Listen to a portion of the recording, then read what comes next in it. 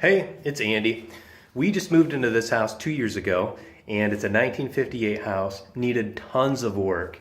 And so the last 2 years, when I'm not at school teaching, I've been working on this house, and I wanted to show you a little bit about what I'm doing today. And today I'm going to show you how I've been putting up some Craftsman style trim. Specifically, I'm going to trim out a window for you today.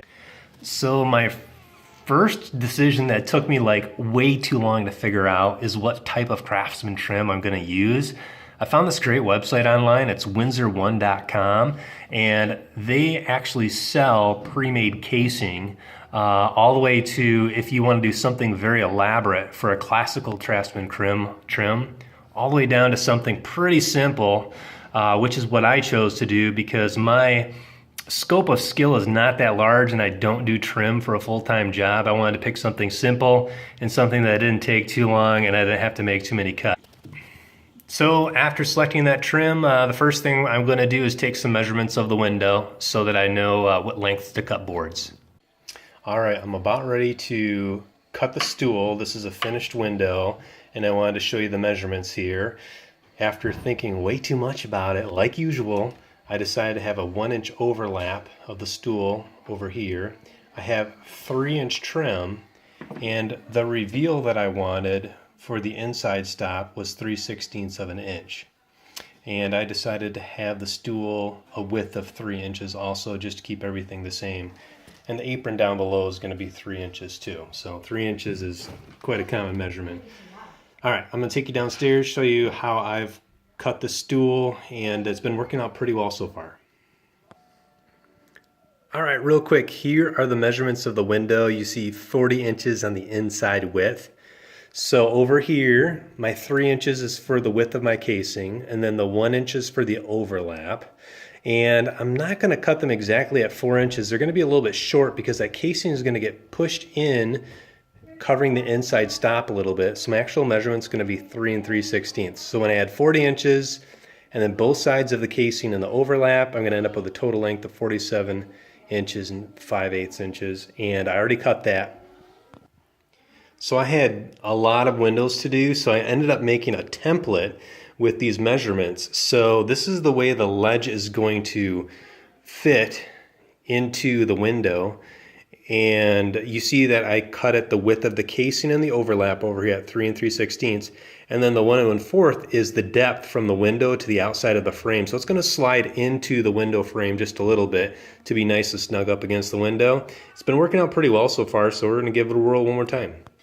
Alright, next up is doing the inside stop. I cut it, I loose fitted it, now I'm going to take it downstairs and nail it together. Alright, so I am assembling the inside stop flat on a table, and I saw a video on YouTube. This guy had a clever idea, and I think this is the way most pros do it, is they assemble all the casing flat first, and then they bring the whole thing up. It's nice and square, and they can fit it to the window and kind of make small adjustments, and it'll still look really square when it's done. So he put the inside stop with the casing and the apron and everything else, and I'm not going to do that because my inside stop is so thin I can't nail it with a regular nail into the side casing and the top casing. So I'm going to do this loose fit it into the window, then I'll come back down and I'll assemble the rest of the trim.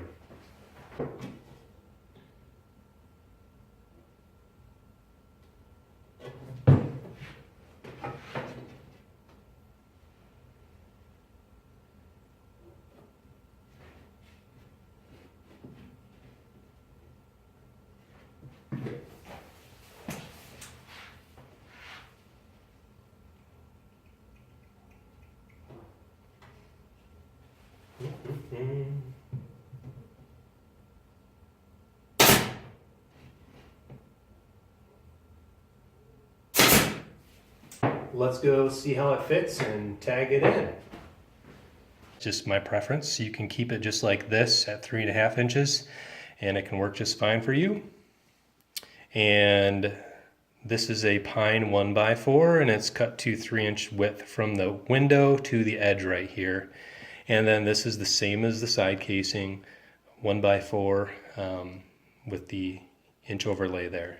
And, I'm just going to take a look at it, tack it in for around the inside corners.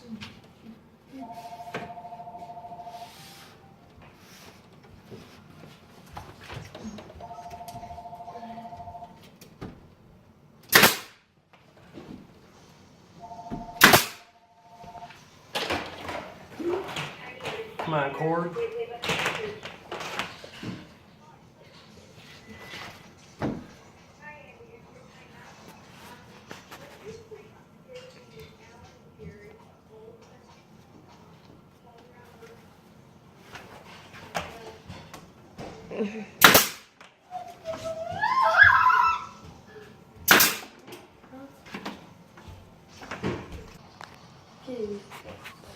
Alright, so now I'm going to take the inside stops and I'm going to take a putty knife since I didn't put them in firmly yet. And the reason I did that is because I wanted to be tight against the casing. So I'm going to take my putty knife between the window and the casing and pull it towards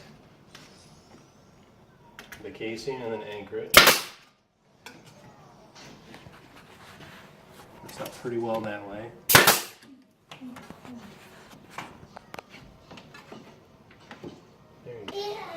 Inside stop is anchored, the inside part of the casing is nailed in, and now we're going to nail the outside of the casing.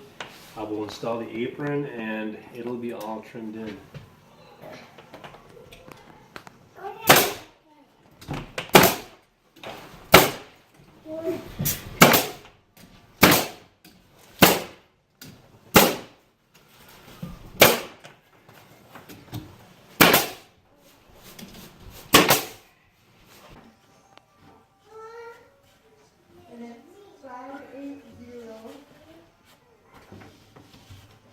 Alright, I'm just going to tack it in place for now. Just have to take it off eventually. Do some drywall work underneath it. On this side.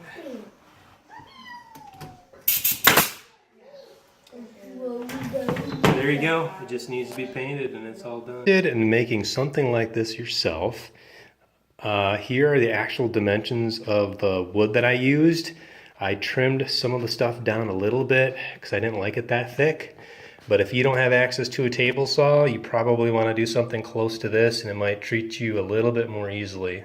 So the top cap, actual is 3/4 inch by 1 inch. We're going to do a 1/2 inch overlap at the top. A 1/2 inch overlap between the header and the casing.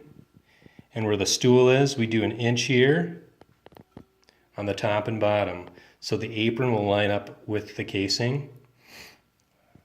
For the header, I used a 1x6, so it's 5.5 inches thick. For the casing, I used a 1x4. I trimmed it down to about 3 inches. That's just my preference. You can keep it just like this at 3.5 inches, and it can work just fine for you. And this is a pine 1x4 and it's cut to 3-inch width from the window to the edge right here. And then this is the same as the side casing, 1x4 with the inch overlay there.